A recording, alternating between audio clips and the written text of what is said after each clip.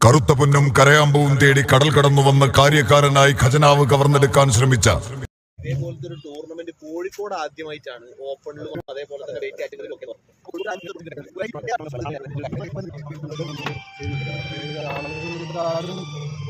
കാണാത്ത രീതിയിൽ നമ്മൾ നാട്ടുകാർക്ക് ഒരു സംഭവം കൂടെ ഉണ്ട് എന്നുള്ളത് കൊടുക്കാനുള്ള മെസ്സേജാണ്.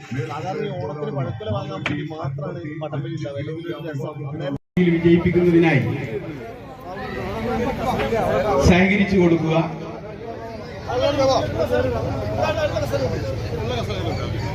നമ്മുടെ സംസ്ഥാനത്തിന്റെ വിവിധ ജില്ലകൾ